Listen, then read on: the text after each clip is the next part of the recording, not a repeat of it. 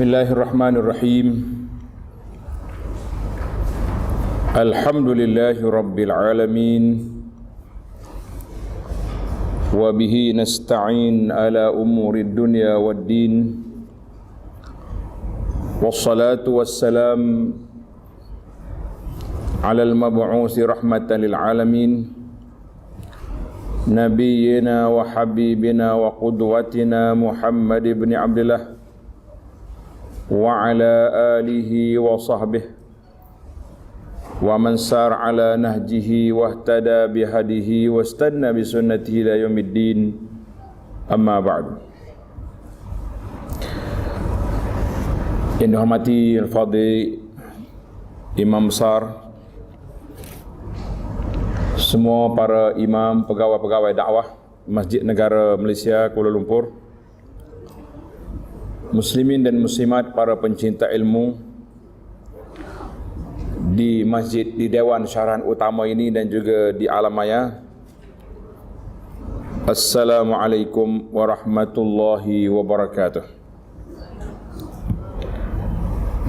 Alhamdulillah, syukur kita kepada Allah Azza wa Jalla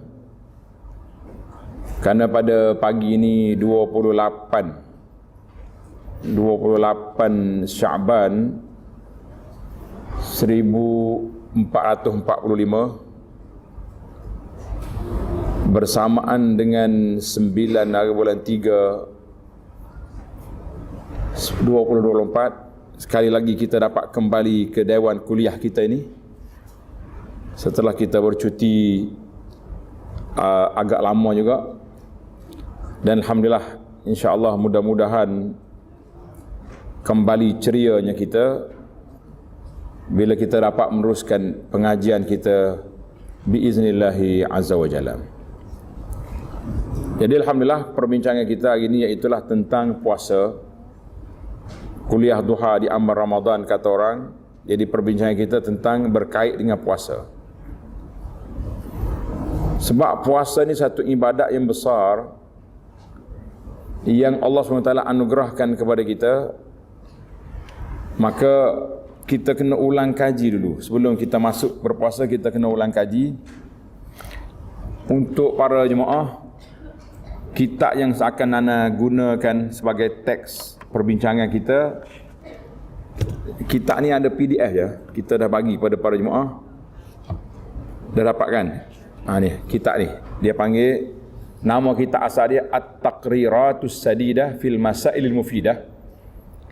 Dan kitab ini telah diterjemahkan, panduan ibadat puasa perspektif mazhab Syafi'i.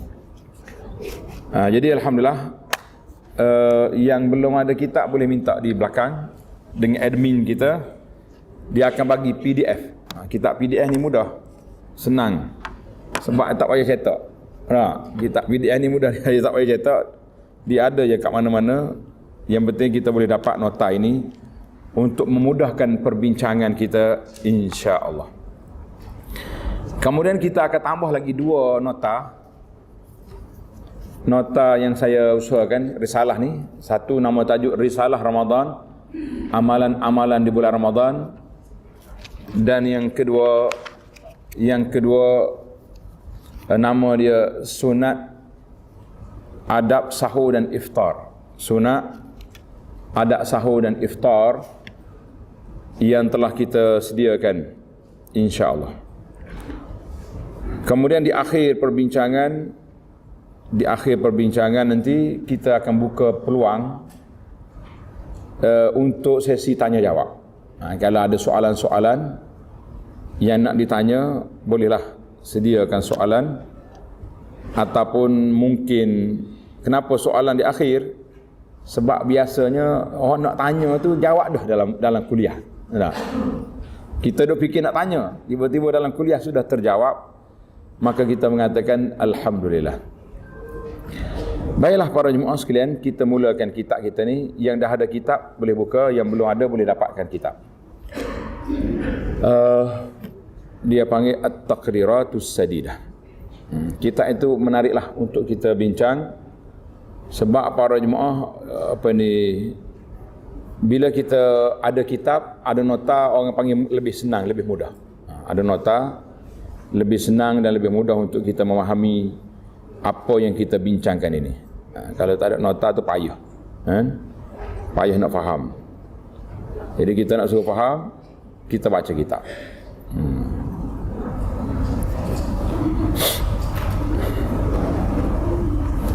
Jemaah yang di Alamaya boleh ambil di Facebook Abu Anas tu.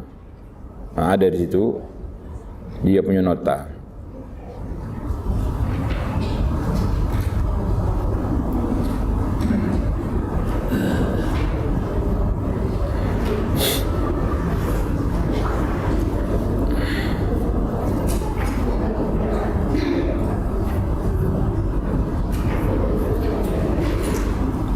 Siapa ada buku?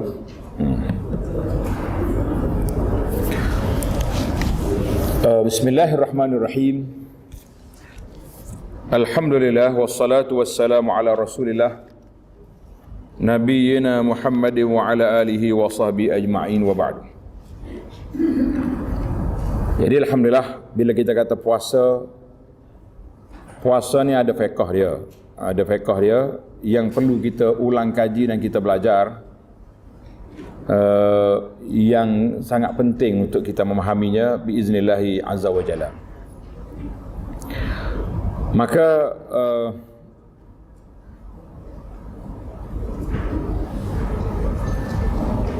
jadi nota-nota ni untuk memudahkan urusan.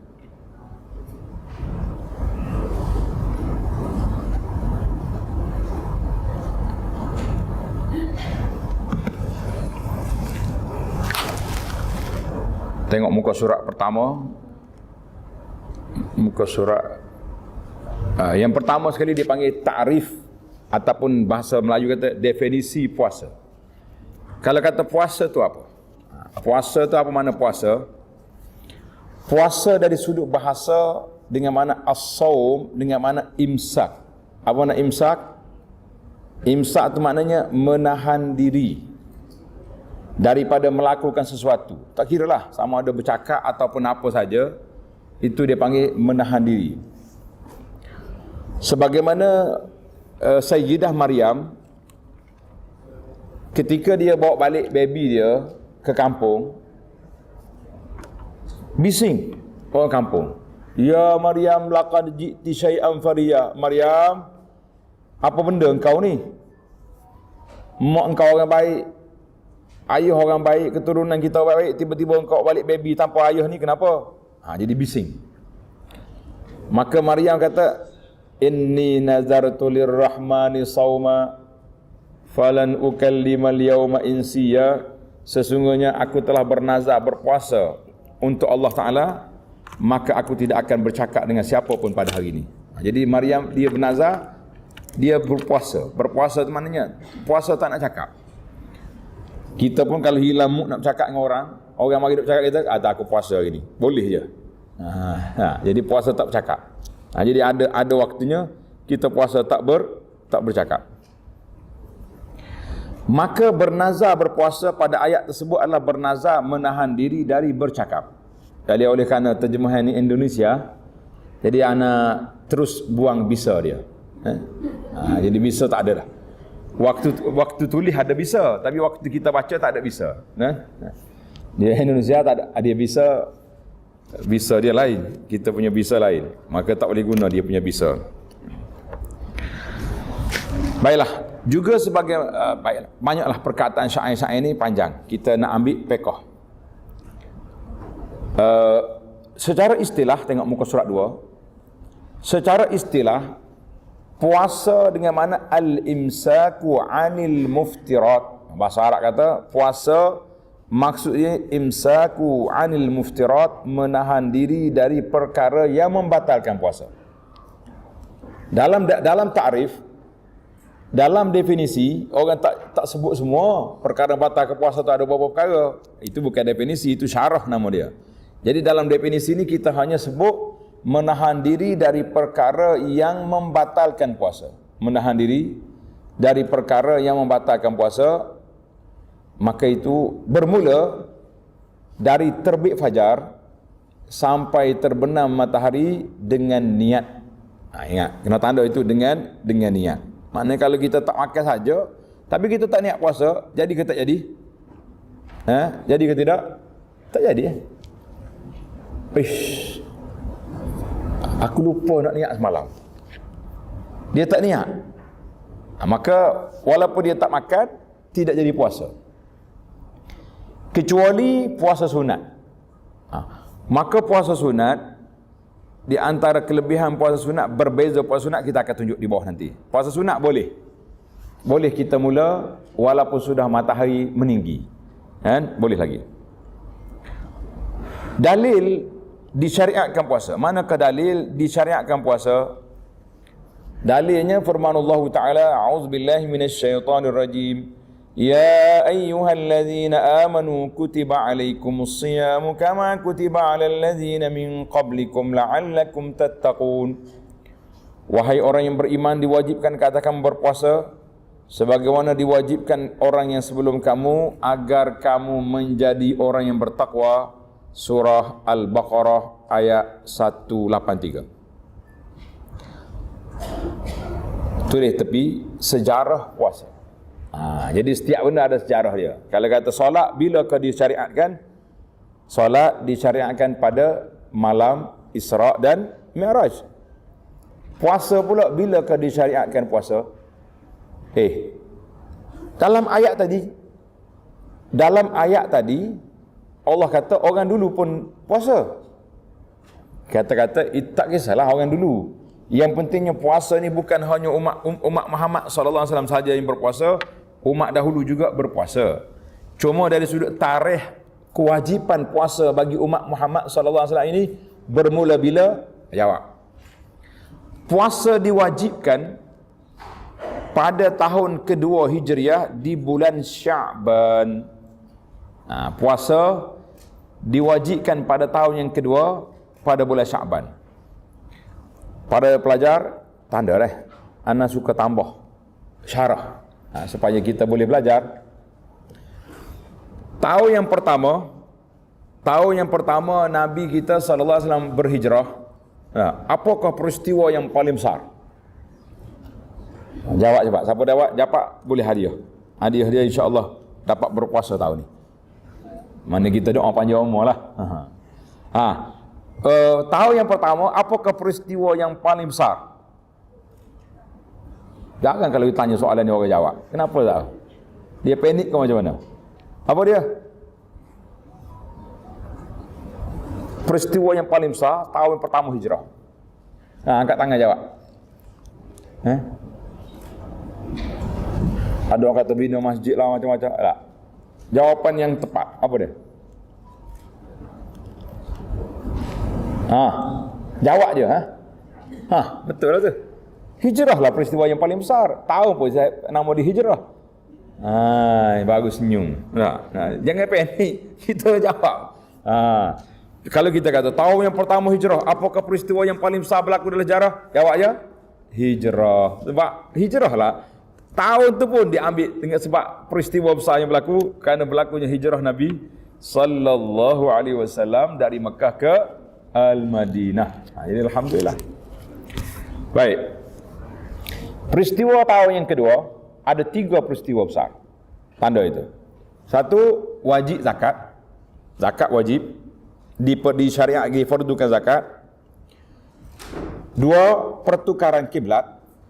Juga pada bulan Sya'ban, tukar kiblat. Asal kiblat Nabi kita di Madinah solat ke arah mana? Baitul Maqdis. InsyaAllah kita doakan. Hilang Yahudi Baitul Maqdis, hari ni besok kita keluar iklan. Abu Anas akan melawat Baitul Maqdis. Tuan-tuan dan puan nak ikut tak? InsyaAllah.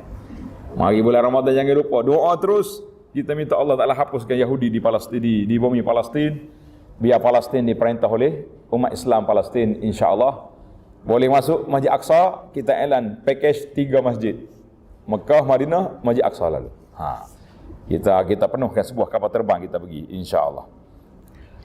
Yang ketiga, apakah pensyariatan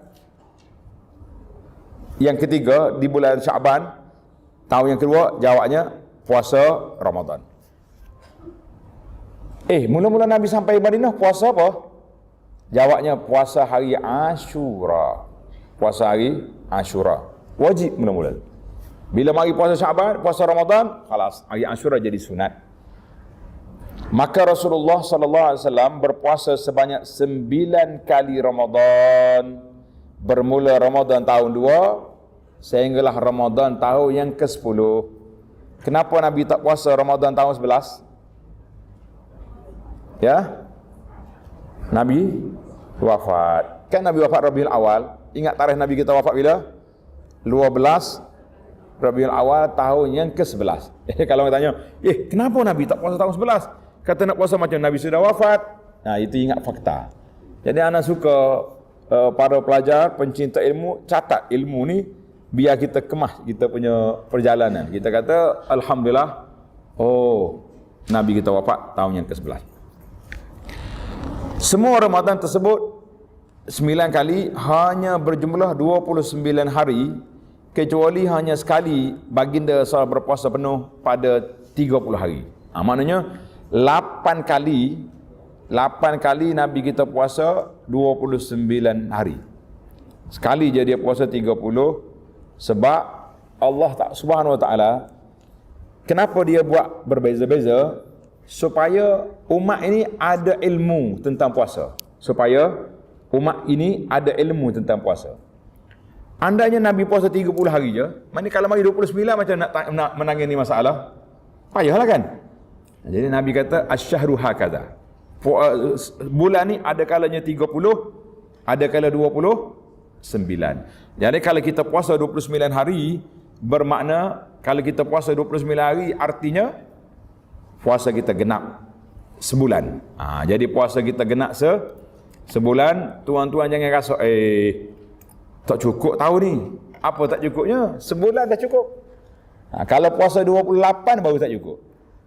Contohnya kita puasa di sini lewat satu hari, mungkin hari Selasa. Orang Mekah mungkin dia puasa pada hari Senin. Kita pergi Mekah, dia puasa 29 hari. Kita akan jadi berapa hari? 28. Kita kena raya sekali dengan dia, kemudian qada satu hari. Itu kaedah dia. Baik, bulan Ramadan adalah bulan yang ke-9 dalam bulan-bulan Arab. Jadi bulan Arab ni dia ada 29 hari.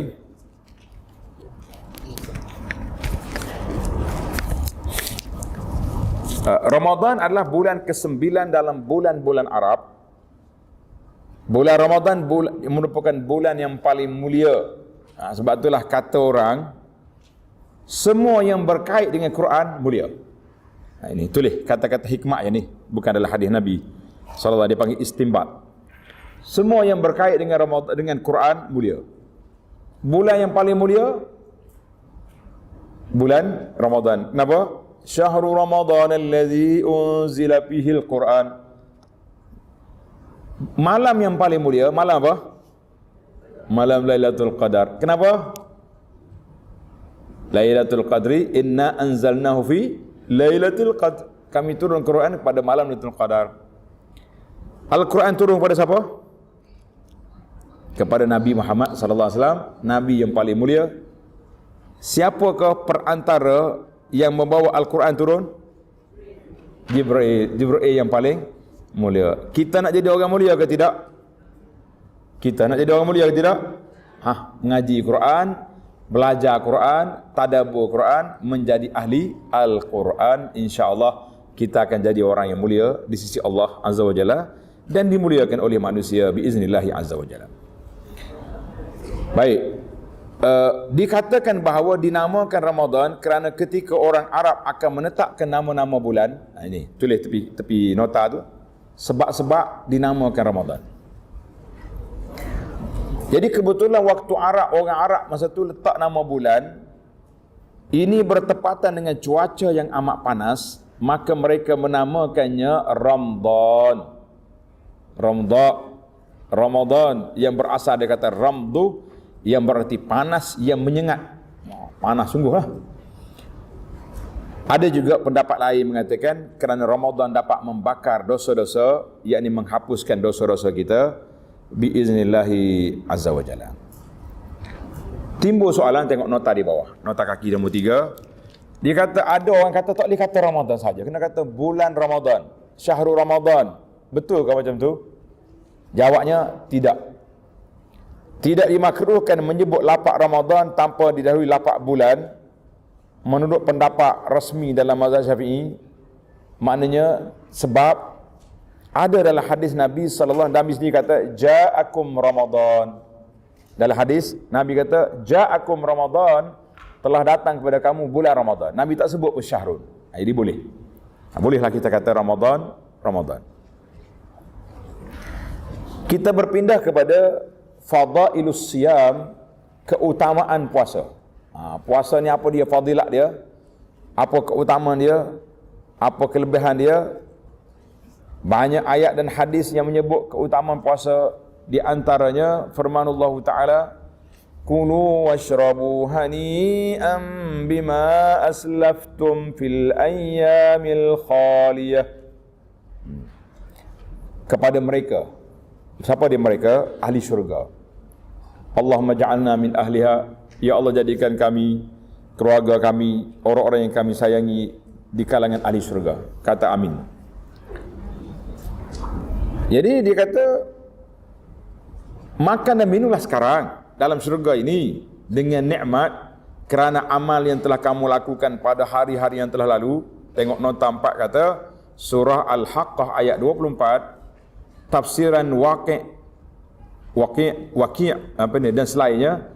Maksud hari-hari yang telah lalu adalah hari-hari puasa kerana mereka meninggalkan makan dan minum pada hari-hari tersebut. Jadi mana itu dia panggil kelebihannya kita duduk mana? Duduk melakukan ibadat puasa, esok malaikat mari panggil kita. Alhamdulillah. Dalam suratul Ahzab ayat 35, Allah Ta'ala nyatakan 10 sifat orang mukmin dan mukminat. Jadi para pelajar, anda tak huraikan ayat ini panjang, cuma boleh ambil nota, tanda. Ayat 35 suratul Ahzab, Allah Ta'ala sebut dua. Dia sebut laki-laki dan dia sebut perempuan. Innal muslimina wal muslimat wal mu'minina wal mu'minat wal qanitina wal qanitat was shaimina was shaimat, laki-laki yang berpuasa dan perempuan yang berpuasa. Kenapa dalam ayat ini? Tanda, ini ilmu tadabbur kita ayat. Kenapa dalam ayat 35 Al-Ahzab ini Allah asingkan laki-laki perempuan? Kenapa? Sebab dalam ayat ini bersifat amalan individu, amalan peribadi, tak boleh menumpang orang.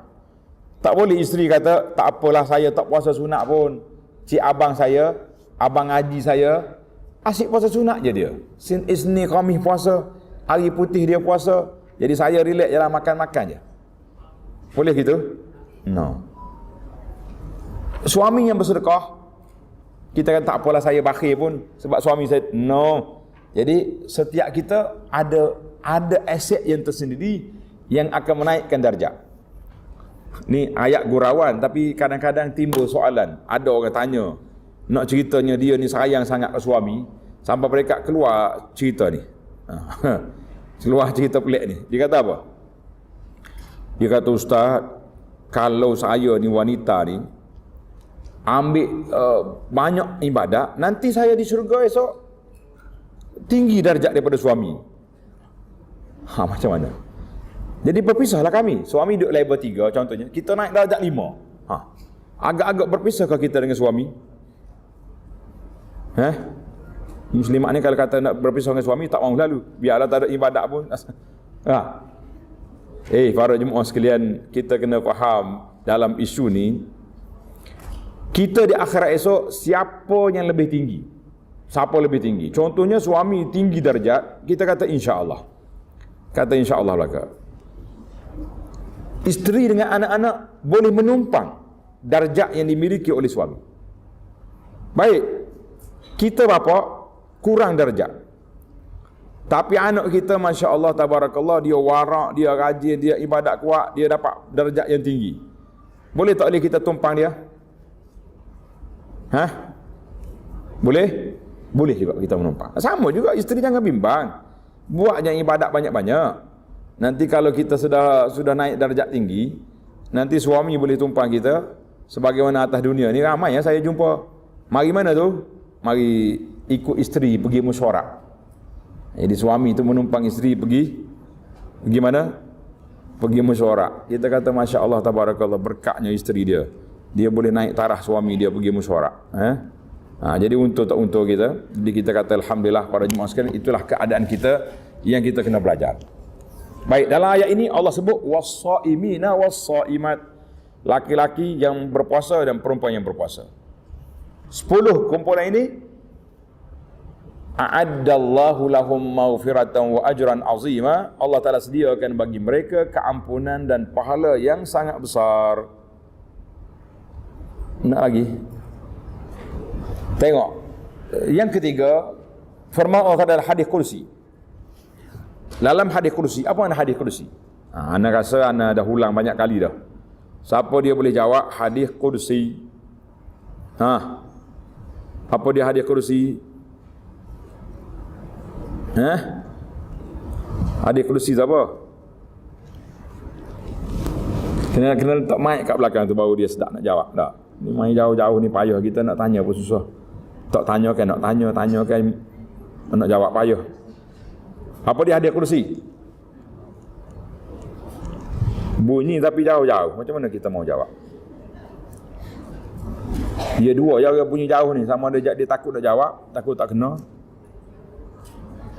atau memang tak ada jawapan. Apa dia? Hadis Nabi sallallahu alaihi wasallam sebut dari Allah. Itu dia.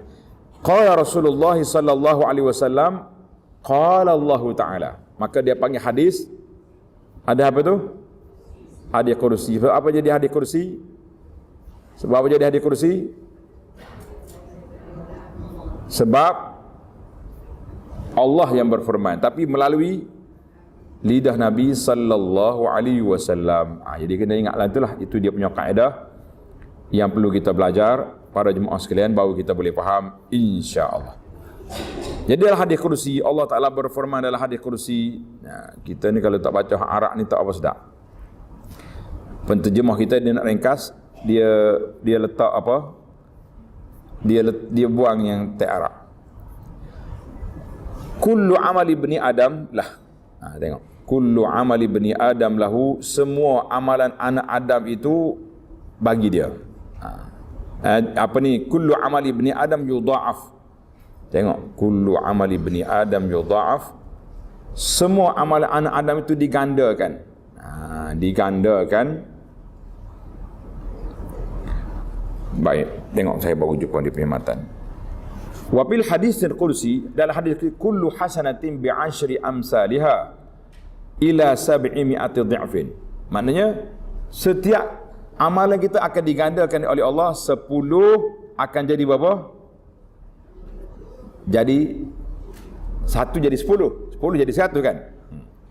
Sehingga 700 kali. Jadi amalan 700 kali illa siyam fahuwa li wa ana ajzibi, kecuali puasa. Puasa untuk aku dan aku akan balas. Apa dia maksud puasa untuk aku dan aku balas? Apa dia maksud dia? Maknanya puasa ini tak ada limit. Tidak ada limit. Apa makna tak ada limit? Allah nak beri berapa ikut dia. Sebab apa? InsyaAllah kita semua sama-sama puasa. Tapi puasa kita ni agak-agak sama level ke tak sama? Tak sama. Ada orang puasa dia tak keluar rumah, dia tak dengar maksiat, dia tak tengok maksiat, dia tak campur dengan orang, dia zikir dengan baca Qurannya dia. Tak sama. Ada orang keluar rumah daripada pagi lagi, pasar pagi ada, pasar petang ada, semua tempat dia pergi. Tak sama. Maka orang yang sabar, orang yang puasa dalam bilik aircon dengan orang berpuasa di tengah panas buat kerja, rumah batu ke buat kerja jalan raya, tak sama dia punya kesabaran. Karena itulah Allah kata innama yuwaffas sabiruna ajrahum bighairi hisab. Allah akan balaskan bagi orang yang berpuasa, bagi orang sabar itu tanpa hisab, tanpa limit. Dia tengok tahap kesabaran, tengok tahap puasa kita, maka Allah sedia kata aku akan balas, aku akan beri balasan yang begitu besar. Hadis ini diriwayatkan oleh Imam Malik dan juga Imam Bukhari dalam sahih dia. Baiklah.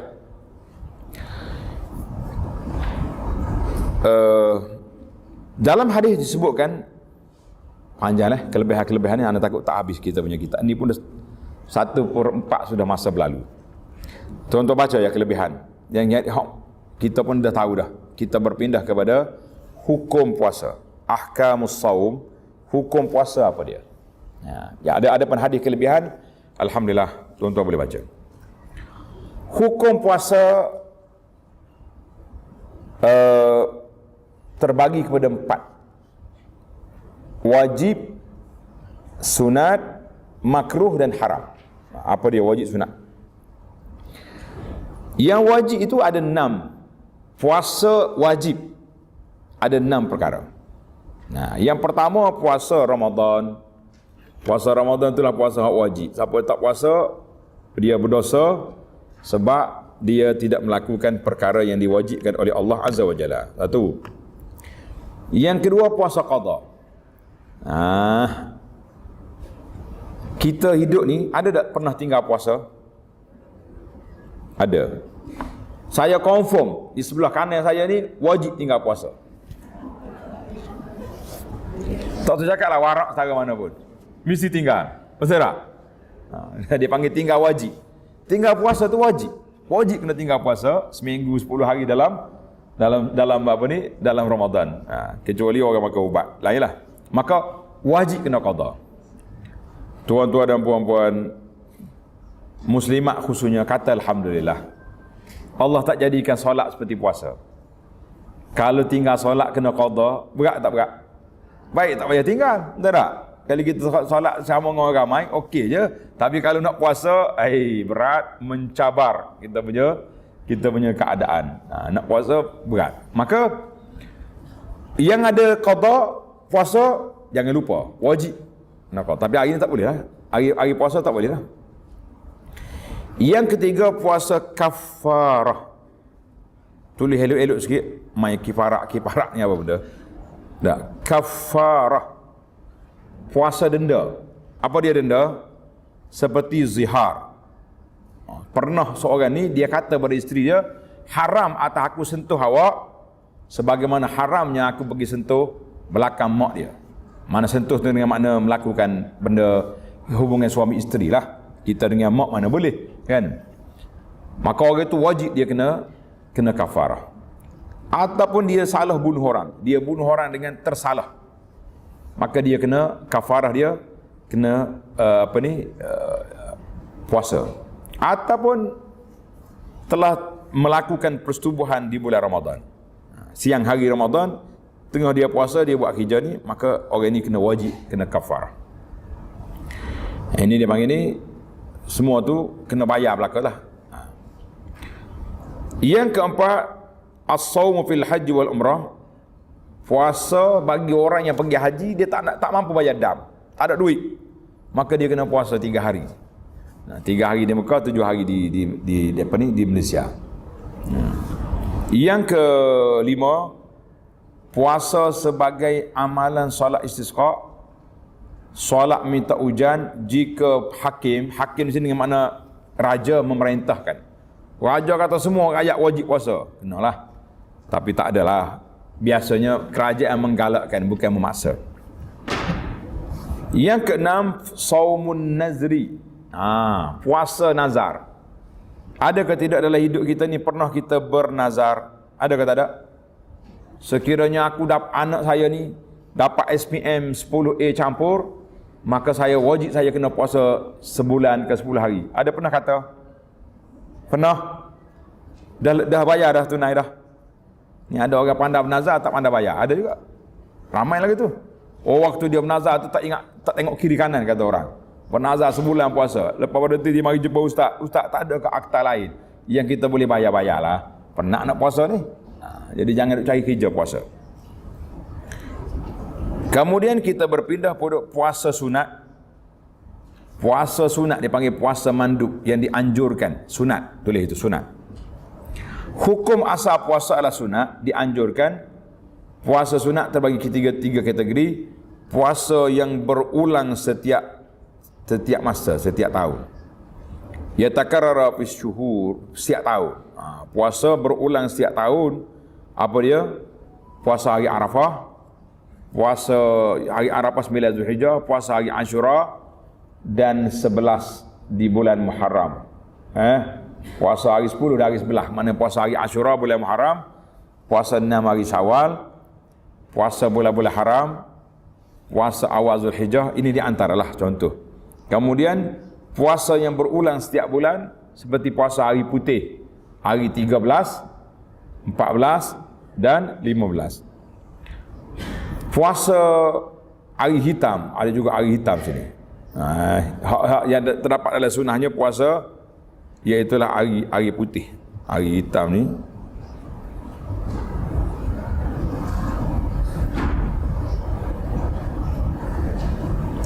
Apa dia puasa hari hitam? Iaitulah hari yang ke-20, 29 dan 30. Hari hujung bulan. Ada juga hari hitam apa ini.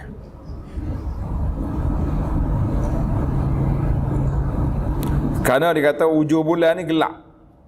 Hujung bulan gelap maknanya bagi orang yang tak puasa apa ni 3 hari putih tu, dia pergi puasa hari hitam. Yang pentingnya hari putih tu adalah hadis. Ayyamul bid. Hari hitam ni setengah tu ada puasa dalam sunnah. Baiklah. Puasa yang berulang setiap minggu. Ditulis setiap pekan. Tulis, ini bahasa dia lah, bahasa penterjemah. Puasa berulang setiap minggu seperti puasa hari Isnin dan hari Khamis. Baiklah. Tu syair matan Zubak tu kita skip. Panjang masa, tak habis. Kita pergi kepada puasa yang makruh. Puasa yang makruh nombor 3, muka surat 13. Muka surat 9. Puasa makruh iaitulah puasa ketika hanya berpuasa pada hari Jumaat. Mana setiap hari Jumaat kita puasa sunat, sehari itu saja makruh. Atau hari Sabtu saja, makruh juga. Atau hari Ahad saja. Habis kalau kita nak, kalau kebetulan tak apa. Contohnya kebetulan kita nak puasa hari apa ni? Hari Ashura kena hari Jumaat, tak apa. Hari Zulhijjah, hari apa tadi? Hari Arafah kena hari Sabtu saja, boleh. Bukan sebab hari Jumaat, sebab hari Arafah, hari apa tadi? Hari Ashura. Jadi ada pun kalau 3 hari sebulan, 3 hari sebulan, hari terbelah 12 13 mungkin kena juga. Boleh. Tapi kalau hari Senin Khamis tak akan berlaku pada hari Jumaat. Puasa haram, ada juga puasa haram. Puasa haram terbagi kepada 2. Haram tetapi puasanya sah. Haram puasa tapi sah. Apa dia? Haramun ma'as sihhati, iaitulah puasa isteri puasa sunat tanpa izin suami. Suami ada kat rumah, isteri dia protes lah sebab pagi ni dia ajak suami dia pergi ke apa ni, mall ke mana-mana. Suami kata, malah aku pergi dia pun puasa sunat lalu nak marah. Suami mari dekat, jangan sentuh saya puasa. Haram puasa. Itu dia panggil haram. Mana kalau suami ada di rumah kena minta izin. Kalau dia tak ada tak apa. Nak dia tak ada, dia nak sentuh macam mana, takkan sentuh ke alam maya. Yang kedua, haram dan puasa tak sah. Haram dan puasa dia tidak sah, iaitu puasa pada hari raya. Hari raya Aidil Fitri 1 Syawal kita pergi puasa, tidak boleh. Mana boleh hari raya bulan damu ni, kan? Puasa pada hari raya haji tak boleh, haram. Dan puasa pada hari tasyrik, hari 11, 12 dan 13 Zulhijjah, ini semua ni dia panggil puasa haram. Dan juga dia panggil puasa apa ni, di pertengahan kedua akhir bulan Syaban. Ini ada khilaf di sini. Mana orang yang tak puasa sunat tiba-tiba lepas 15 Syaban nak puasa sunat pula. Alah. Hari 16 tu. Yang keseterusnya puasa hari Syak. Hari diragukan iaitulah puasa hari 30 Syaban. Jadi kita puasa hari ni ambil langkah berhati-hati, tidak boleh. Sebab kita kena ikut pemerintah. Ikut pemerintah. Tengok di muka surah 11, dia ada pengecualian situ. Bila ke boleh puasa pada hari Syak? Mana hari 30 Syaban tu bila boleh puasa? Jawabnya, dia kata boleh puasa lepas pada 15 Syaban pun boleh puasa dalam 3 keadaan. Yang pertama, jika puasa nazar, puasa qada, puasa kafarah, boleh puasa. Orang ni dia tinggal 10 hari puasa tahun lepas. Terlupa, hari ni dah 20 Syaban. Kan? Dia tak niat, dia tak qada lagi. Maka dia qada terus sampai ke hari 30 Syaban, tidak dosa. Sebab dia qada. Bolehlah. Ataupun jika ia mempunyai kebiasaan berpuasa secara rutin seperti hari Senin Khamis. Dia tak sepanjang tahun Senin Khamis, puasa walaupun 15, 20 Syaban, puasa je lah. Boleh teruskan. Tapi kalau baru nak tunjuk warak, nak. Silap aku ni tak puasa. Nabi banyak puasa bulan Syaban. Kita baru nak mula, tidak boleh.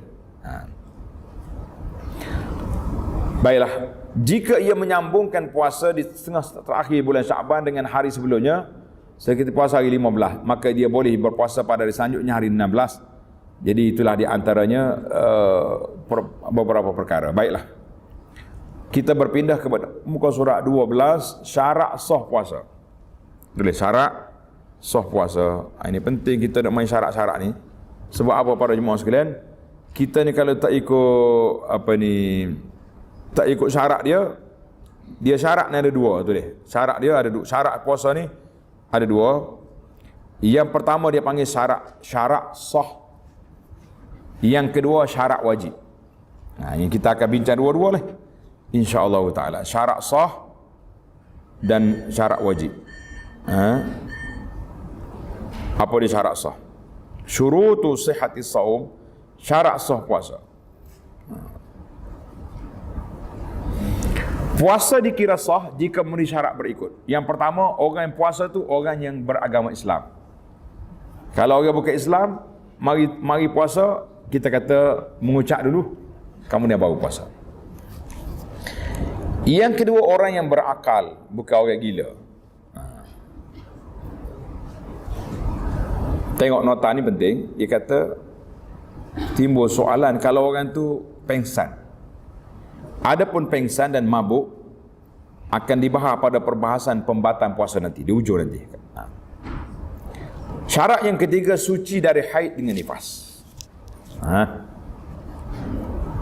Disyaratkan seorang wanita mesti suci di sepanjang hari. Jika ia haid di penghujung waktu puasa, maka puasanya batal.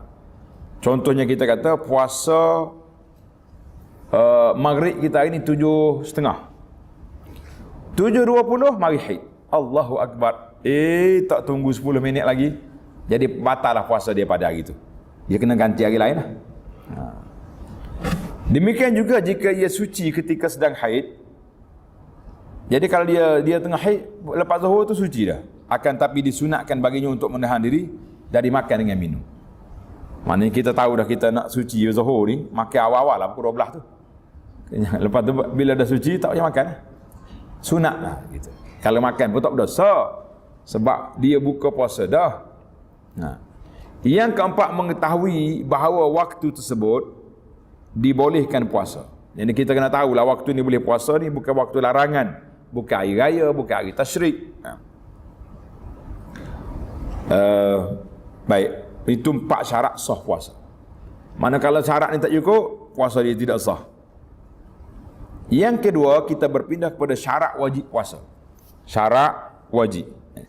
Tadi kita dah bezakan di antara syarat sah dengan syarat wajib. Ingat tak? Syarat sah lain, syarat wajib lain. Jadi para jemaah kita kena ingatlah syarat sah lain, syarat wajib lain. Jadi kalau syarat sah, syarat wajib tak sama.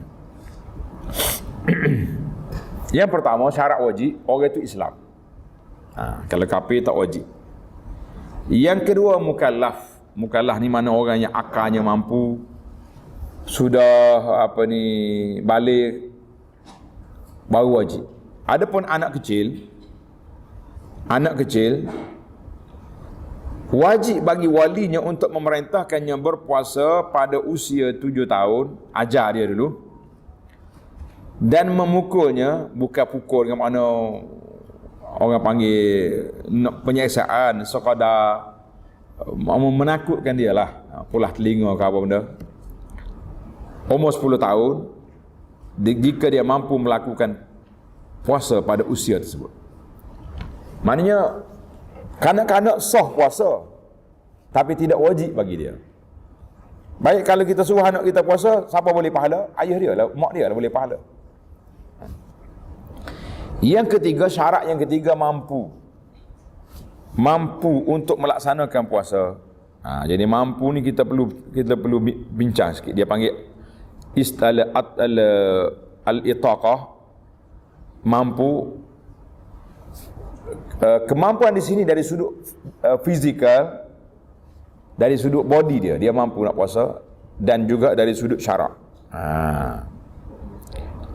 Maka tidak wajib bagi orang tua yang tak larat nak puasa, orang sakit yang tidak harap sembuh. Ini saya syarah sini. Orang ni sakit tak ada harapan dah sembuh, macam orang kena stroke, penyakit apa lagi, penyakit yang teruk lah. Ni orang-orang yang tak sedar ni, celek mata tapi dia tak tahu apa, maka bagi dia tak wajib dah puasa. Ataupun orang tua yang boleh pergi masjid tapi dia tak ada tenaga, kalau puasa dia tumbang, boleh jadi pengsan dia, maka orang ni diberi kelonggaran untuk tidak berpuasa. Habis macam mana nak buat? Dia bayar je fidyah setiap hari. Sehari dia bayar secupak beras, bagi makanan kepada orang miskin. Tak puasa. Tapi kena jujur lah, jangan kata saya tak mampu puasa ustaz hari ni pakai tak puasa. Tak. Cuba dulu test tengok. Boleh jadi sampai pukul 10 pagi. Ini pakai awal-awal pukul 8 pagi tu siap dengan menu nasi lemak dah. Tunggu dulu keadaan. Yang kedua, kemampuan syariat, maka puasa tidak wajib bagi wanita haid dengan nifas. Kalau orang haid dengan nifas tak puasa, tak berdosa. Kalau dia puasa pula berdosa. Syarat yang keempat, sihat. Puasa tidak wajib bagi orang sakit. Orang sakit ni, tengok nota di bawah. Tidak wajib baginya tabyitun niyah, yang berpuasa, berniat puasa pada malam hari jika dia sakit sebelum fajar. Maknanya kita sakit awal lagi tak wajib dah kita niat. Jika ia tidak sakit sebelum fajarnya, maka wajib baginya tabyitun niyah. Iaitu lekuk arak tu, tabyitun niyah, dengan makna niat pada waktu malam. Jika penyakit yang kembali, maka dia boleh berbuka. Maknanya orang ni dia panggil on off lah, sakit tak sakit. Jadi kita niatlah dulu. Kita niat dulu. Kemudian besoknya bila sakit, baru kita buka. Jangan pakai terus tak jadi dah.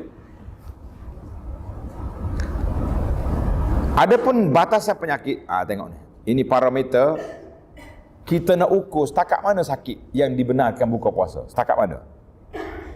Adapun batasan penyakit yang membolehkan seseorang itu berbuka, yakni membatalkan puasanya, adalah penyakit yang dikhawatirkan akan membinasakannya.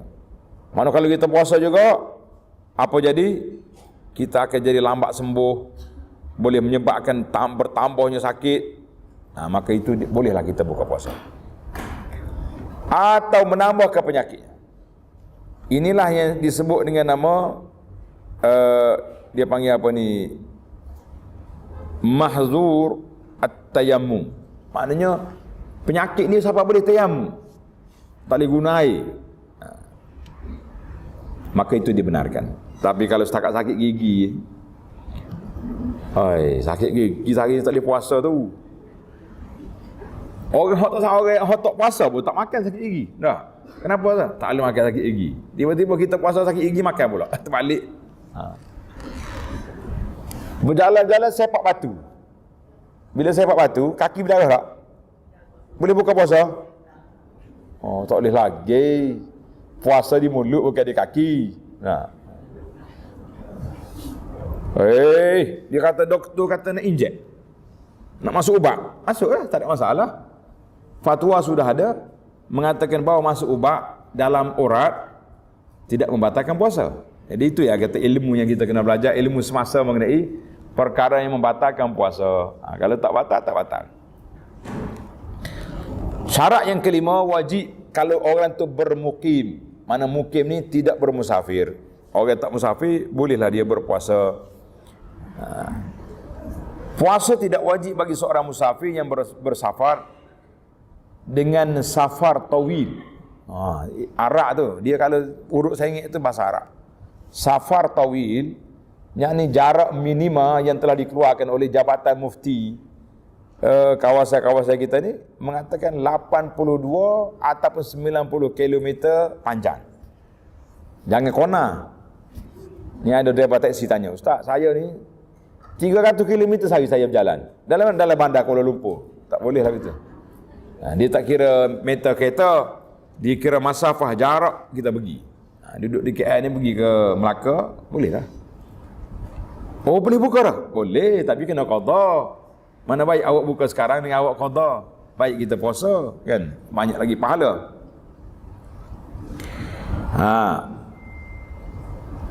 Sedangkan ini masalah yang berlaku kita ni. Dalam kitab Fiqh Syafi'i ni, dia kata sedangkan untuk bolehnya berbuka ketika musafir dipersyaratkan ia bersafar sebelum terbitnya fajar. Maknanya sebelum masuk subuh kita kena keluar daripada rumah. Tengok ni, tengok nota di bawah. Wajib berniat untuk mengambil rukhsah keringanan ketika berbuka bagi musafir, orang sakit yang diharapkan kesembuhannya, dan orang yang kelaparan. Ini dilakukan untuk membezakan berbuka yang diperbolehkan dan berbuka yang tidak diperbolehkan. Jadi maknanya dalam kitab fiqh kita ni, dia kata syarat orang musafir kena keluar daripada rumah dia sebelum subuh. Sebab bila dah subuh, dah masuk dah wajib puasa. Jadi ana dalam masalah inilah, minta maaf lah, dengan izin lah. Saya sudah buat satu kajian mengikut pandangan mazhab-mazhab lain. Jadi ada satu hari orang nak musafir, tiba-tiba tak jadi. Dia kata dia puasa. Jadi Sayyidina Umar kata tak pergilah musafir, dan nak musafir je lah. Maknanya kalau kita dah musafir, tapi ingat tanda situ SOP dia nya, jangan makan dulu sebelum musafir. Ni ada setengah orang ni dia ambil terlalu longgar. Dia kata oleh kerana dia nak travel hari ni, makan pagi selalu lah. Pukul 7 pagi siap sarapan. Sebab dia kata tengah jalan kedai tutup semua, orang puasa kan. Dia pakai makan selalu. Sudah dia makan kenyang, dapat SMS penerbangan dia ditunda ke malam nanti. Dia kata apa hukum saya? Kata berdosa lah, kenapa awak makan dulu? Kita kena mula tengok dalam kitab. Bahkan dalam fiqh Syafi'i, nak musafir pun kena sebelum subuh baru boleh buka puasa gitu. Kalau tidak, tak boleh. Jadi kita kata itu ada khilaf di situ lah. Tulis tuan-tuan tanda dalam masalah ni ada khilaf sikit. Jadi anda masih lagi tengok pandangan-pandangan yang lebih luas lah, sesuai dengan suasana kita sekarang, bukan macam zaman dulu. Flight kita bukan kita boleh flight pukul 3 tengah hari. Kita nak kata pukul 5 pagi ditunggu di airport. Ya gitu. Bagi orang musafir yang paling utama adalah berpuasa jika safar tersebut tidak menyulitkannya. Manakala kita puasa tidaklah menyulitkan kita, maka elok kita terus berpuasa, jangan dibuka dulu. Jangan buka dulu. Sebab apa? Kalau kita buka dulu tuan-tuan, nak qada payah. Ingat senang ke qada? Payah qada ni. Baik kita puasa dengan orang ramai, lebih orang panggil lebih senang, lebih mudah. Baik, kita berpindah kepada rukun puasa. Pindah kepada rukun puasa, muka surat 16. InsyaAllah kita cuba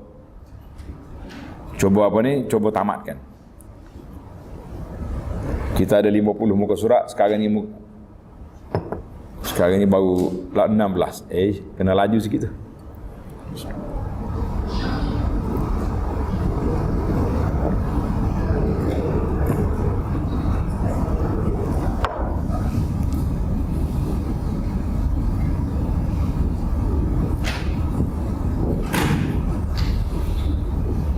Baik, muka surat 16 kewajipan puasa. Apa ni? Rukun puasa. Apa makna rukun? Apa ke mana rukun? Rukun ni maknanya kalau tak ada yang ni tak jadi puasa. Itu mana rukun. Tak, yang pertama makna. Apa makna rukun? Rukun artinya kalau tak buat jadi tak jadi. Tak jadi. Kalau tak ada rukun tak jadi. Macam rumah tak ada tiang, runtuh. Itu dia panggil rukun. Puasa ni hanya ada dua saja rukun. Yang pertama niat. Yang kedua apa? Yang kedua dipanggil imsak. Apa makna imsak? Menahan diri dari perkara yang membatalkan puasa. Itu makna imsak. Baik. Kita bahas dalam bab niat dulu. Niat wajib dilakukan. Sama ada puasa wajib, puasa fardu atau puasa sunat. Mesti kita niat ke tak? Kena niat. Ini berdasarkan hadis Nabi SAW. Innamal a'malu binniyat. Innamal a'malu, semua amalan kita ni kena niat. Jangan tak niat lah.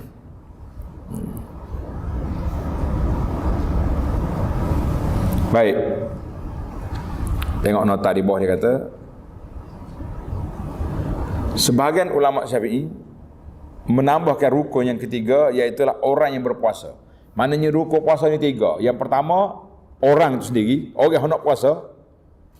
Yang kedua, apa yang kedua? Niat. Yang ketiga, imsak, menahan diri daripada perkara yang batalkan puasa. Baru jadi. Maka wajib berniat puasa setiap hari. Kita setiap hari kena niat puasa. Hari-hari kena niat. Niat dia waktu mana? Waktu malam. Niat dia pada waktu malam.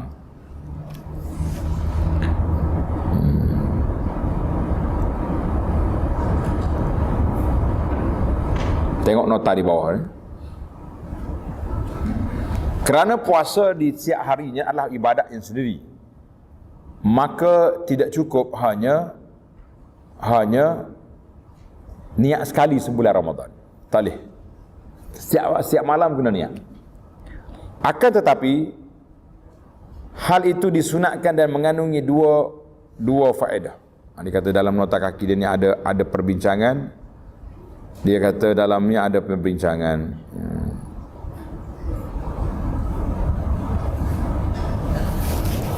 Yang pertama, sah puasa pada hari ketika lupa niat di malam harinya berdasar pendapat Imam Malik.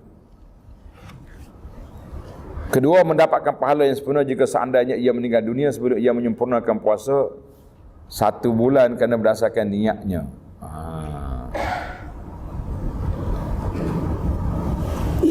Di sini ada dua pendapat lah.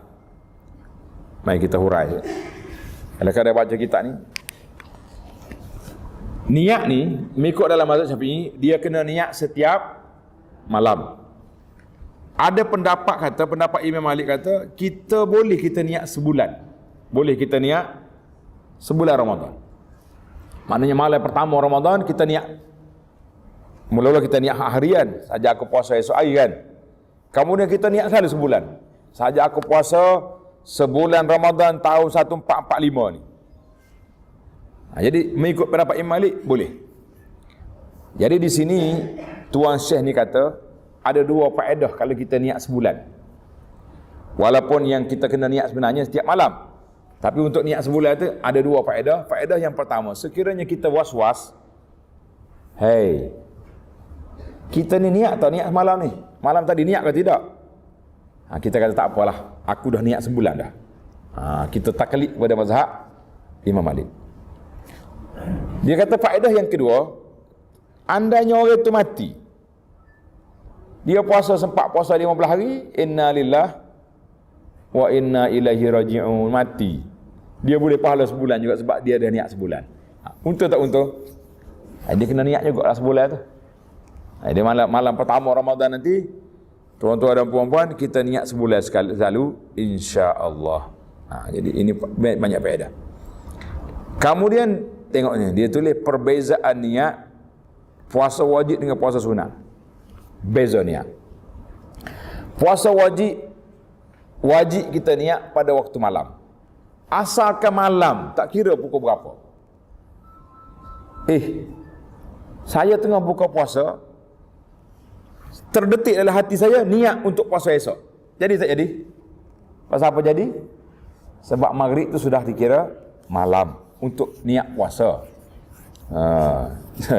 Untuk orang haji jangan guna ni. Ada juga jemaah haji ni. Oh, dia kata malam ke kira esok dah. Dia pergi melontar dah malam tu untuk hari esok. Tak jadi. Itu cerdik lebih dia panggil. Cerdik lebih ni payah juga ustaz nak ajar dia. Saya nak ajar jemaah lagu ni senang je. Esok kita tarik sudah melontar pula. Orang lain melontar 2 kali, dia 3 kali. Dia kata dia pandai. Adapun puasa sunat, boleh kita niat pagi boleh. Jadi bolehlah kita. Esok boleh. Pukul 10 pagi rasa malah nak makan hari ni. Tak. Kebetulan hari ni pula hari Senin, hari Khamis kita pun niat puasa. Boleh. Yang kedua, perbezaan yang kedua, wajib menentukan jenis puasa wajib dilaksanakan. Ramadan, nazar, kafarah, qada. Niat sunat tidak wajib menentukan puasa kecuali sunat yang ada nama, sunat yang berjenama, seperti puasa hari Arafah, puasa hari Ashura kena sebut. Kalau hari lain niat puasa pun jadi dah. Itu perbezaan lah dalam kitab kita ni.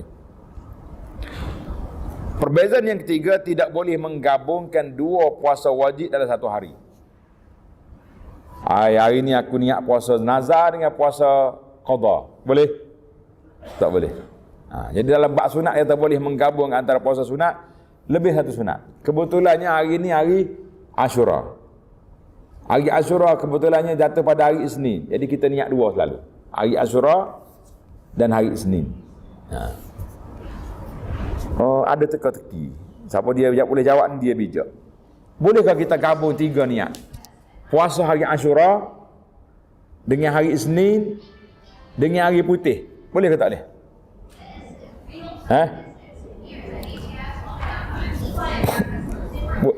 Boleh ke tak boleh tu?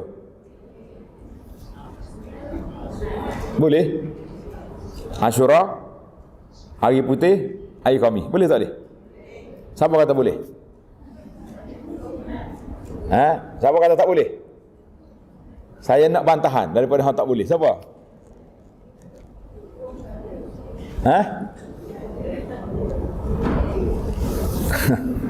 Hari putih tu hari apa? Hari Ashura hari apa? Saya cakap dengan teka-teki tadi kan. Baru tahu tak boleh.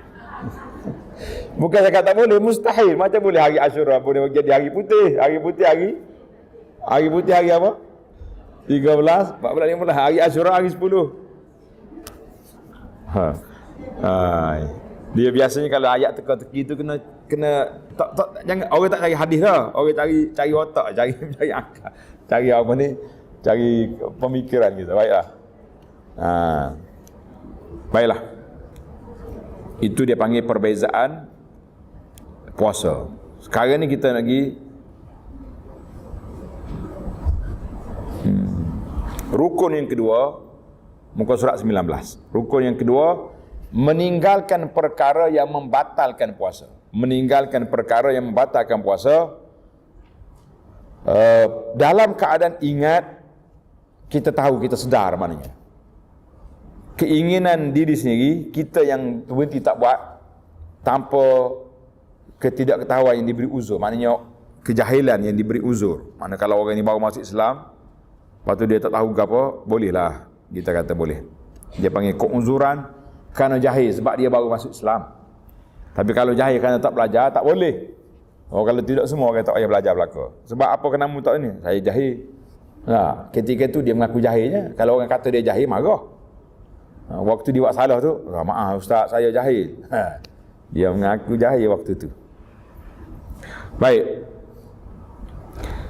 Maka tidak batal puasa jika melakukan perkara yang membatalkan puasa dalam keadaan lupa. Orang ni terlupa dia puasa, dia makan.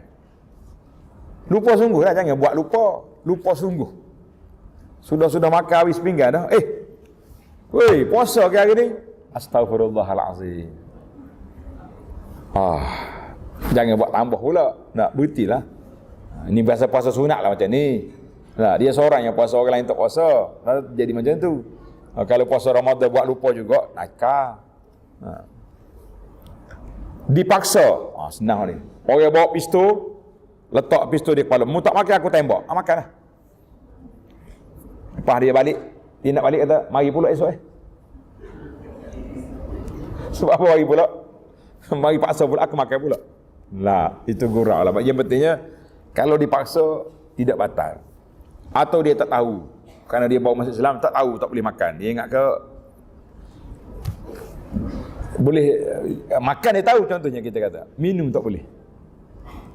Minum tahu juga. Isap rokok. Dia kata, ingat merokok tak apa sebab asap. Ni karut je orang. Baiklah. Tengok. Syarat nak jadi jahil yang dibenarkan untuk diambil keuzuran jahil itu dua syarat. Yang pertama, orang yang duduk di tempat yang jauh dari pusat pengajian. Dia duduk dalam hutan seorang dia. Internet pun tak ada. Yang kedua, orang yang baru masuk Islam. Ini dikira jahil. Baiklah. Tamatlah kita. Berapa rukun puasa? 2 atau 3 dah.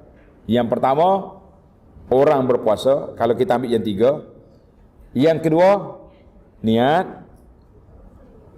Yang ketiga, menahan diri dari perkara yang membatalkan puasa. Baik, nak niat apa dia niat? Dalam kitab kita ni dia tak sebut dah niat tadi sebab dia bahas depan. Niat tulis itu. Kita niat dalam hati kita, aku puasa ya Ramadan esok. Habislah, cukup dah tu. Dia kata, kenapa pula Ipin niat lain? Kita ni ada kan niat Ipin? Ada? Nawa itu sama dia ada panjang lah. Itu format Ipin belajar niat. Jadi kita orang tua ni, kalau kita niat dalam hati kita, saja aku puasa besok hari Ramadan, cukup. Mudah ya, simple lah niat tu. Asalkan ada keazaman dalam hati kita nak berpuasa esok, boleh lah. Tadi anda tengok tadi di nota kaki dia ada sebut, dia kata kalau tak ada niat, contohnya orang ni bangun sahur dia tak niat langsung. Jadi dalam pekoh kita kata tak sah lah puasa sebab dia tak niat. Tapi ada setengah ulama dia bangun tu untuk apa? Awak bangun kenapa? Kenapa makan? Sebab nak sahur. Kenapa sahur? Niat dah tu. Jadi adalah perbahasan situ. Jadi yang eloknya keluar daripada khilaf kita ni, kita ambil yang format rasmi. Baiklah. Kewajipan puasa Ramadan, bila kau puasa Ramadan tu jadi wajib kita puasa? Jawab dia ada 5 perkara. Yang pertama, apabila Syaban cukup 30 hari. Syaban ada ke 31 hari? Tak ada. 30 hari je boleh. Maka semua kerajaan, oleh kerana kita duduk di sini senang tuan-tuan dan puan-puan. Kita ada majlis mufti, kita ada pemegang mohon raja-raja akan isytiharkan. Sesaklah masalah atas sudut kalah lain, atas sudut tunjuk pandang lah. Setengah orang ni dia tak mahu pakai, dia pakai sendiri. Dia kita tengok anak bulan pun dia pakai tengah buah orang. Mana boleh? Jadi bila cukup, yang semalam tersebar dalam video tu saya tak pasti. Tak pasti dia ambil mana mazhab dia. Terawih dah kemarin lagi. Ada tengok dalam internet? Kau tak tengok? Tak tengok, jangan tengoklah, buat pening kepala je. Dia terawih dah buat dia semalam. Maknanya dia awam 4 hari daripada orang lain. Kita kata ni mazhab apa ni, saya pun tak tahu dah. Jangan tanya kita. Jadi bila cukup Sa'ban 30 hari, maka sudah jadi. Syarat-syarat tengok anak bulan tu tak payah cakap banyak lah. Kita suruh ke pejabat mufti buat kerja. Yang kedua, tengok nombor 2 muka surat. Habis dah 5 perkara ni. 5 perkara sudah habis. Baik. Tengok sini. Perkara yang wajib. Yang kedua, pertama, tengok muka surat 20 tu. Wajib puasa Ramadan apabila sempurna Syaban 30 hari. Satu. Wajib yang kedua apabila kelihatan anak bulan. Orang tengok anak bulan, nampak. Jabat Mufti sudah cakap, anak bulan sudah nampak, maka wajiblah kita kena puasa pada hari itu. Macam mana nak nampak, biar dia orang tengoklah. Yang ketiga,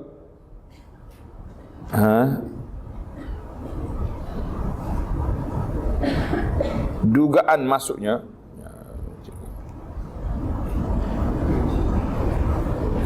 Mana yang ketiga? Bizat ni apa ni? Habis dah sini. Oh, dia panjang, dia bahas tengok anak bulan sini. Baiklah. Permasalahan tengok anak bulan ni saya tak nak bahas dah sebab masa tak ada. Kita nak pergi kepada muka surat 24. Tu dia muka surat 24, sunat-sunat sunanus saum wa Ramadan. Sunat puasa Ramadan. Buka kita punya nota ni. Dapat dah nota. Yang belum dapat tu saya ambil dengan urus dia di belakang. Yang baru sampai tadi, di bawah yang baru sampai, dapatkan 2 nota yang kita duk bagi ni. Bagi. Ada kat belakang kan? Pergi ambil nak baca dah ni. Yang pertama ni, risalah nombor 4, sunat adab sahur dan iftar. Ni, samalah kita akan baca sini. Yang pertama, menyegerakan berbuka puasa jika yakin matahari telah terbenam. Sekarang ni kita nak yakin tak yakin dengan apa? Dengan azan lah tak? Dengan azan di masjid, azan di radio, itu dia panggil yakin.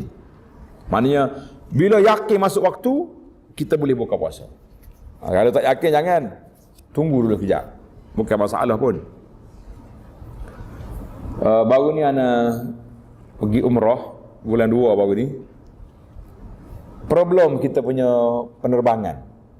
Bila kita pergi ke Mekah, kita ikut matahari. Lambat nak maghrib.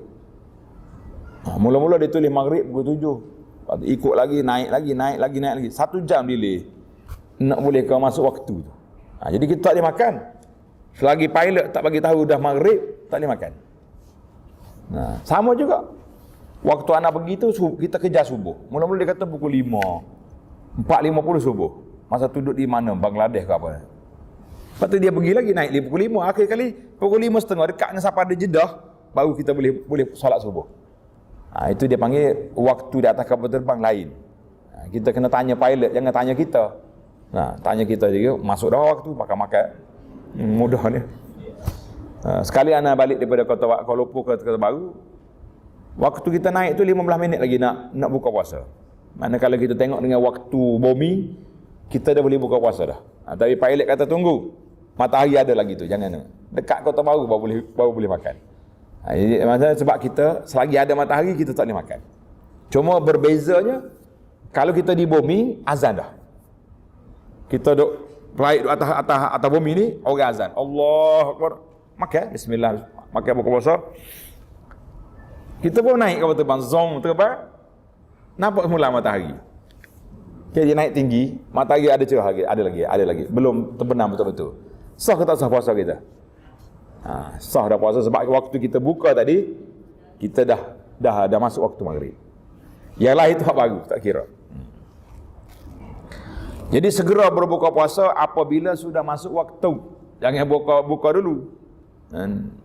Yang kedua, bersahur walaupun dengan seteguk air. Mana kalau kita bangun sedar tidur, nak subuh dah. Nak masak, nak microwave pun tak siap, tak sempat. Maka kita ambillah seteguk air kita minum sebagai tanda kita bersahur. Dan waktu sahur bermula pada setengah malam. Ni dia panggil sahur awal lah ni. Sahur awal. Ada setengah orang ni, dia tak yakin dengan dia boleh bangun, maka pukul 12.30 dia pukul 1 nak tidur tu dia makan siap-siap dah, lepas tu dia tidur.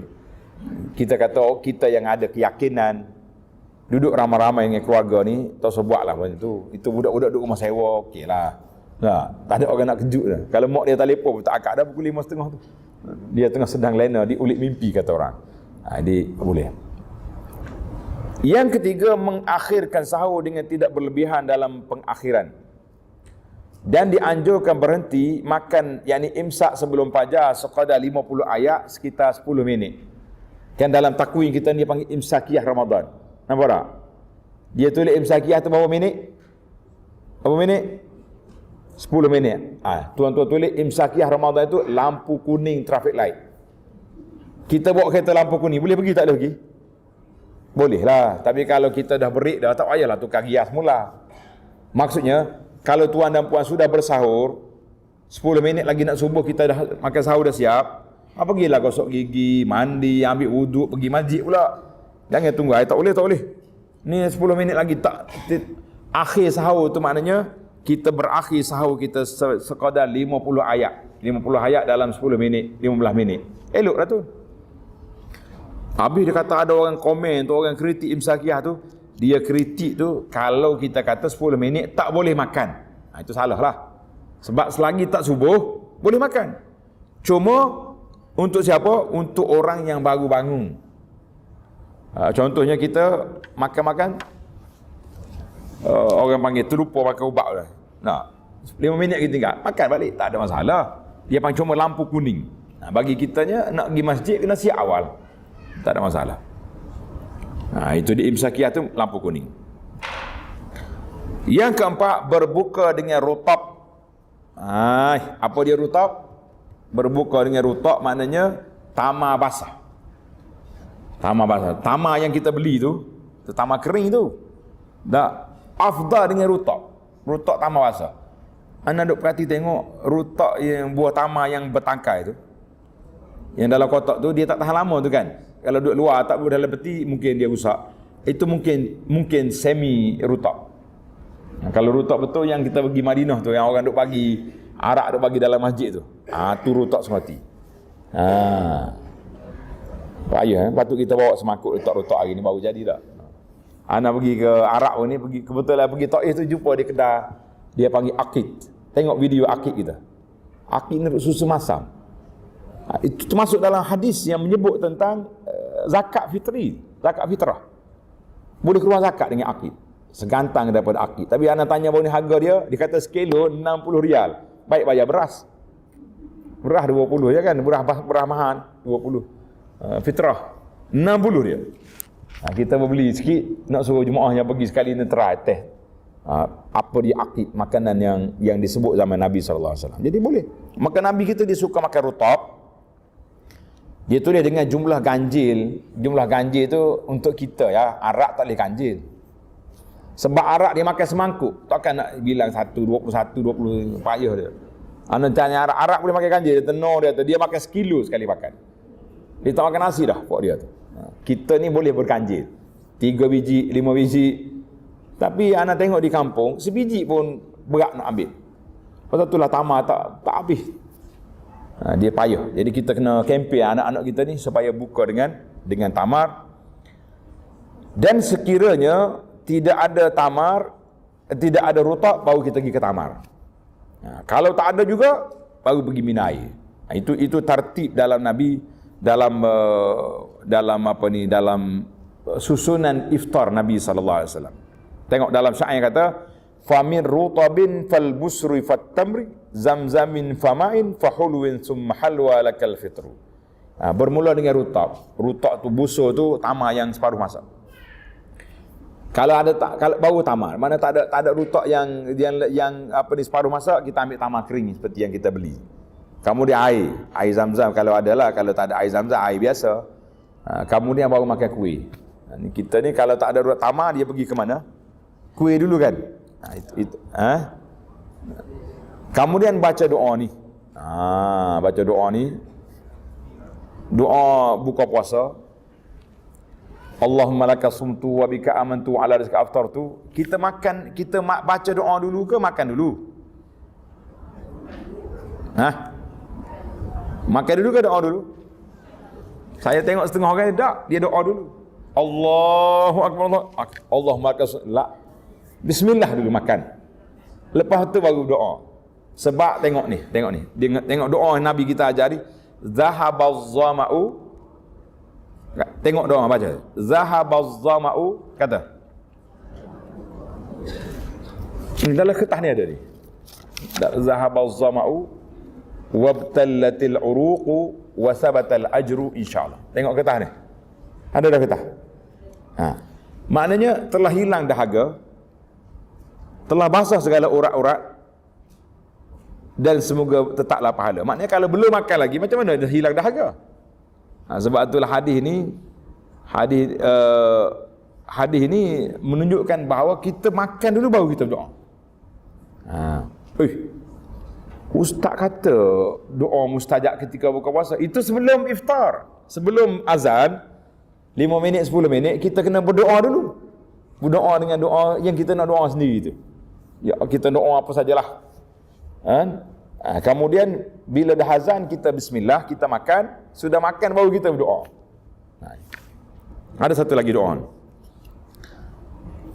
Ikut semua. Allahumma inni as'aluka bi rahmatika allati wasi'at kulla syai'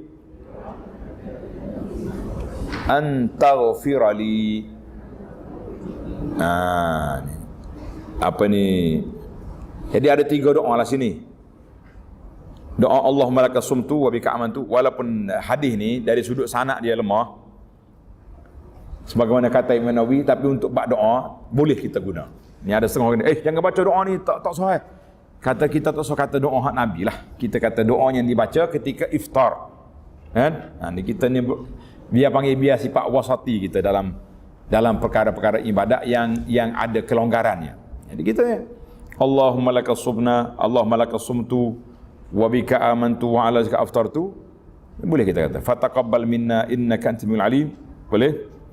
Kemudian kita baca juga doa yang dibaca tadi, zahabaz zama'u wabtallatil uruqu wa sabatal ajru insyaallah.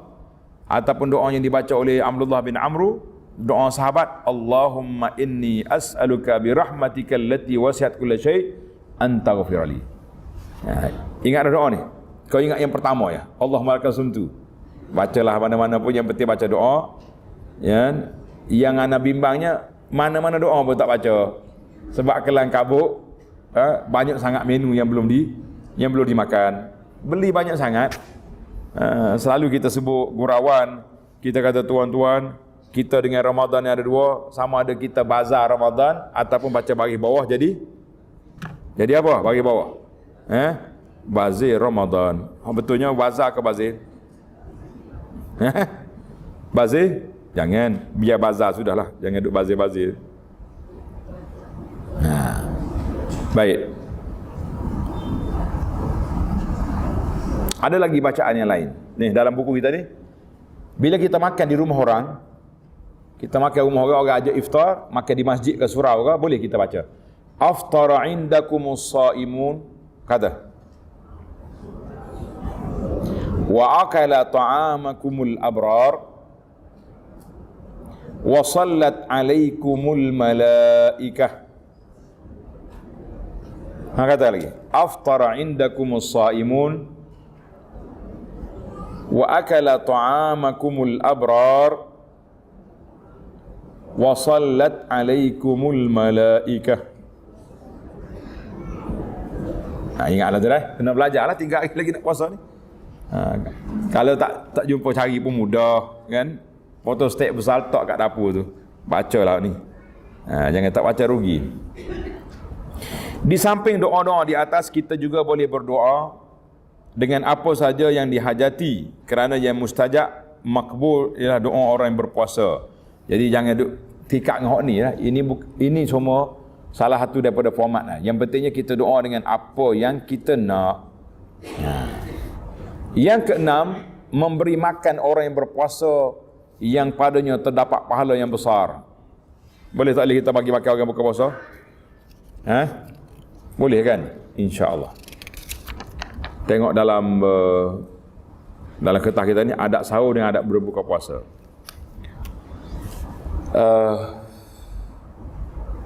Ini kelebihan beri makan orang berpuasa. Ada dalam risalah yang pertama. Tengok risalah pertama dalam tajuk bersedekah. Tajuk nombor 4, bersedekah. Sedekah ni kena banyak bulan Ramadan. Tadi saya baca kuliah subuh tadi kita sebut ada 10 kelebihan amalan bulan Ramadan. Jemaah mari komplain dia 9-nya ustaz. Pandai sungguh jemaah ni.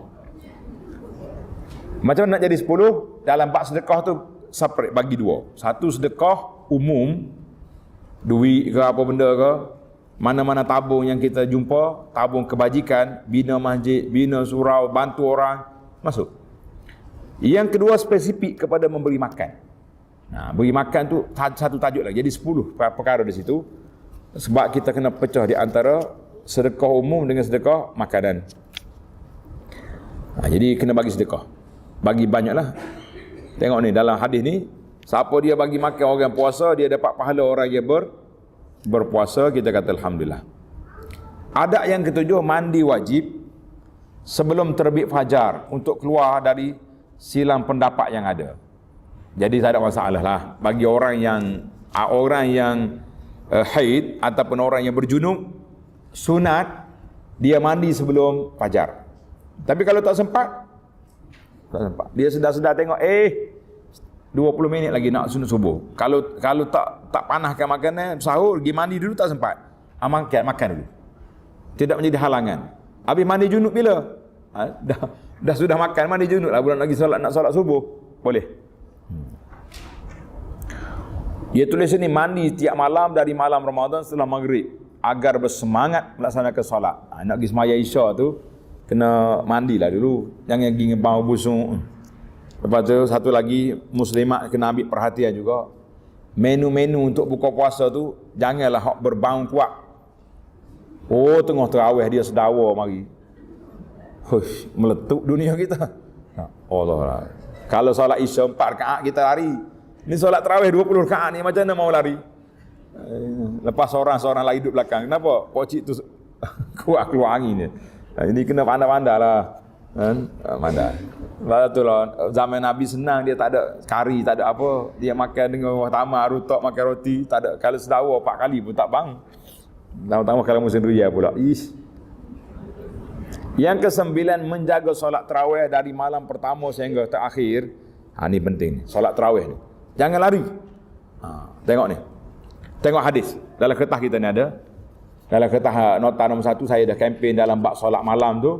Dalam kitab kita ni pada sabda Nabi SAW, man qama ama imamihi hatta yansarih kutiba lahu qiyamul lailatin. Siapa yang sembahyang mengerjakan qiyam Ramadan, makna tarawih, dengan imam sampai sudah, maka dia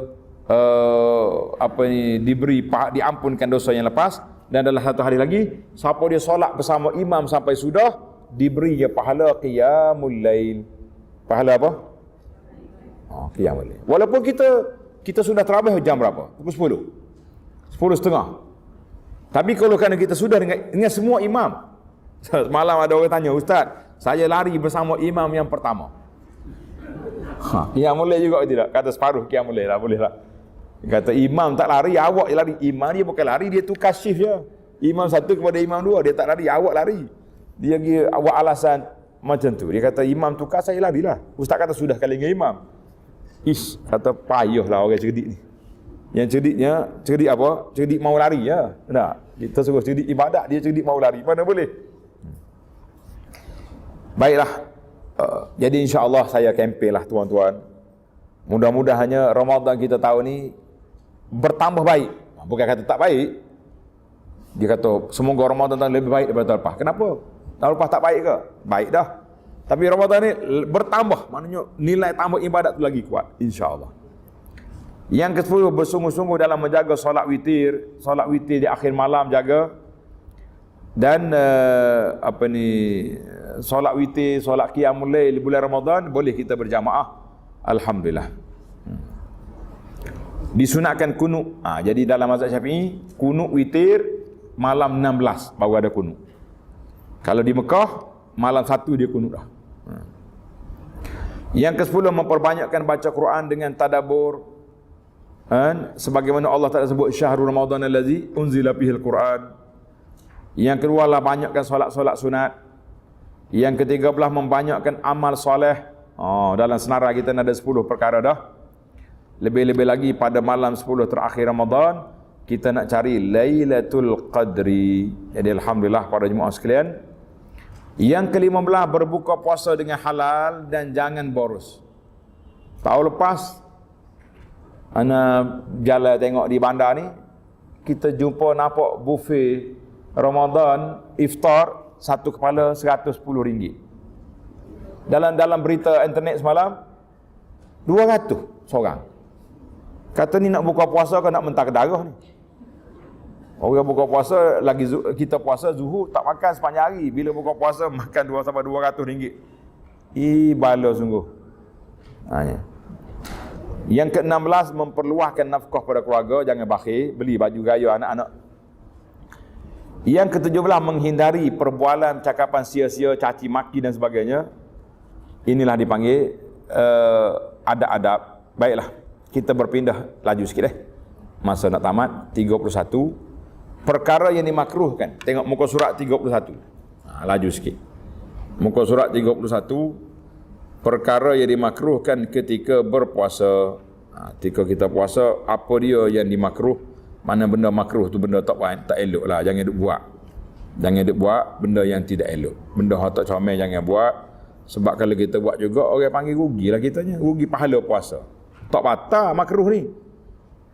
Yang pertama, mengunyah atau iaitu mengunyah sesuatu tanpa tertelan. Maknanya kita nak suruh bergerak mulut ni, kita kunyah chewing gum ke apa benda, tak boleh.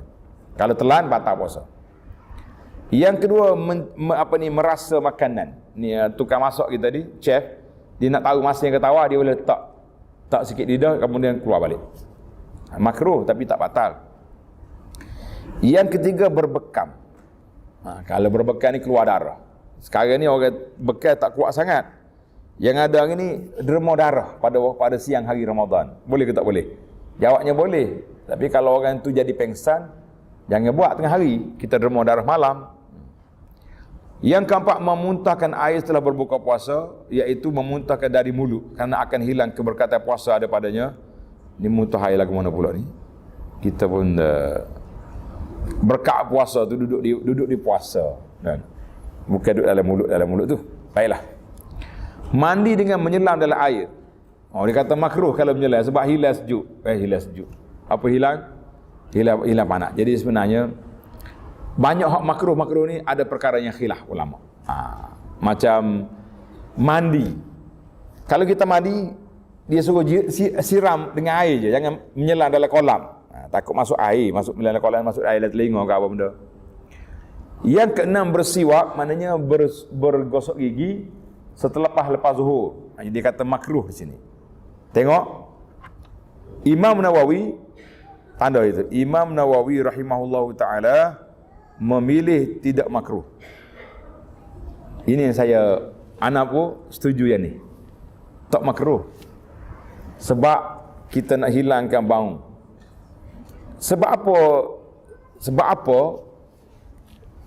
Setengah ulama kata makruh siwak. Sebab dia kata bila kita bersiwak hilang bau mulut.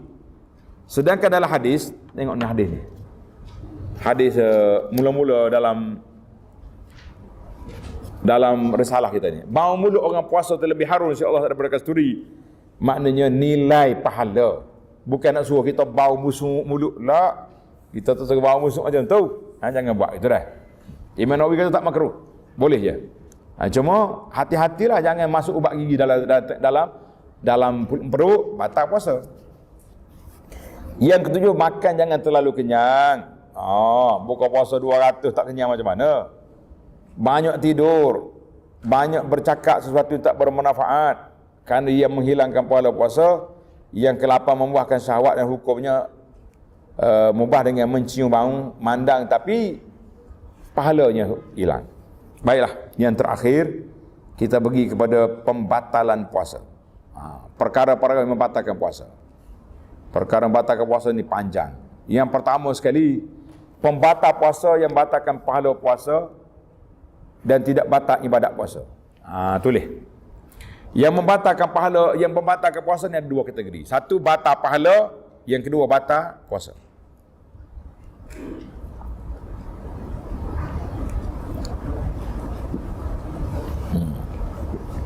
Apa dia yang membatalkan pahala? Puasa tak batal tapi pahala hilang. Maka bila pahala hilang tak wajib qada, tapi hilanglah pahala. Yang kedua, pembatal yang membatalkan ibadat puasa dan juga pahalanya hilang dua-dua. Ibadat puasa hilang, pahala pun hilang. Jika lakukan tanpa uzur tadi, maka wajib qada baginya. Itu dia panggil muftirat as-siyam. Baiklah. Bahagian yang pertama, muhbitat. Muhbitat di mana yang menggugurkan pahala tapi tak payah qada puasa. Mengikut majoriti ulama. Yang pertama, ghibah. Apa dia ghibah? Mengumpat orang. Tengah duk cak, dia kata, ustaz, mana ada orang mengumpat sekarang? Lo ni ada orang mengumpat tak? Tak ada.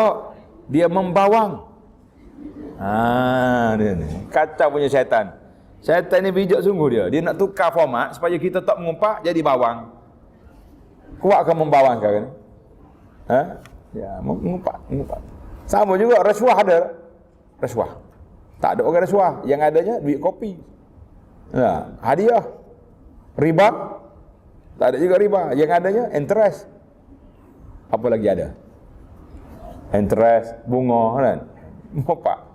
Yang kedua, namimah. Namimah ni batu api dia panggil. Mengadu domba. Ini bahaya juga. Semua ni boleh banyaklah. Tuan-tuan baca di nota kaki tu banyak. Yang ketiga, berdusta, cakap bohong. Yang keempat, melihat sesuatu yang haram. Yang kelima, sumpah palsu. Yang keenam, berkata dusta. Ini semua ni perkara yang menghilangkan pahala. Walaupun puasanya tak batal, tapi pahalanya hilang.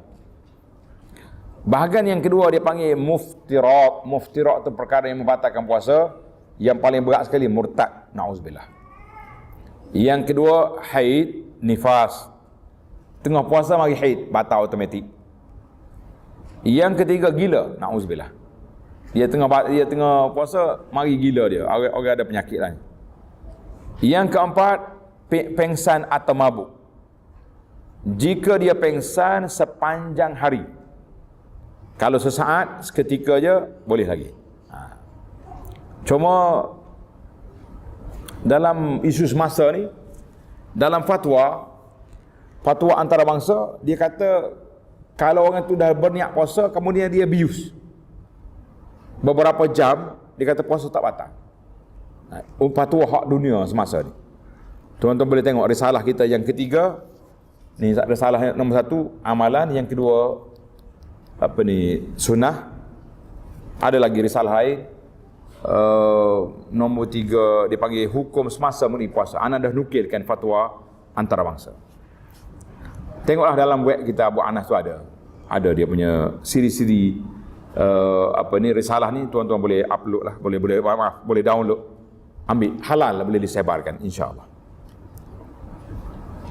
Yang ketiga, yang kelima, pembatal yang kelima, berhubungan suami isteri jika dilakukan dengan sengaja. Mana ni melakukan persubuhan pada siang hari Ramadan, maka batallah puasa dia. Itu dia panggil abilah perkara yang batalkan puasa. Dan panjang dia bahas tentang kafarah puasa. Pembatal yang keenam, muka surah 39, memasukkan zat, benda dari saluran yang terbuka. Apa dia saluran terbuka? Perkataan masuknya zat ain dikecualikan darinya udara. Kalau udara masuk leher tak batal. Maka masuknya udara ke jauh, rongga kita tidak membatalkan puasa. Saluran yang terbuka tu apa? Maka dikecualikan jika zat masuk ke jauh dari saluran yang tidak terbuka, seperti minyak. Minyak kita sapu di kulit, dia masuk kan? Tapi tak kira. Seperti minyak plaster yang ubat-ubat tu, tak ada masalah apa tu. Apakah jauh? Jauh ni rongga, dia panggil rongga. Adalah sesuatu yang dapat mencerna makanan dan obat seperti perut, atau yang dapat mencernakan obat saja seperti otak. Adik otak di rongga yang terbuka. Maka permasalahan masuknya suatu ke dalam jauh hukum suntikan. Dengar. Muka surah 40. Hukumnya boleh dalam keadaan darurat, akan tapi ulama silang pendapat, maknanya ulama berbeza pendapat apakah yang batal puasa atau tidak. Pendapat pertama kata batal puasa, pendapat kedua tidak batal. Jadi hak kita pegangnya yang kedua yang tak batal tu. Mana untuk injek ubat tak batal. Yang kedua, hukum menelan kahak bagi orang yang berpuasa. Maknanya kalau kahak tu kita batuk, pop tertelan, itu maaf. Yang tak maafnya kalau dia tarik. Buat gitu, akhir kali kumpul telan, itu tak boleh. Kita nak tarik kuat-kuat apa takut terkejut orang dia terbang. Dan yang ketiga, hukum menelan ludah. Menelan air liur tidak membatalkan puasa kerana payah sulit untuk menghindarinya. Jadi ingatlah, syaratnya air itu bersih. Yang kedua, air ludah itu suci, tidak terkena najis. Yang ketiga, air itu masih dalam mulut kita. Tapi jangan kumpul. Dah agak dia kumpul air liur penuh mulut, tam telah. Batal, tak boleh.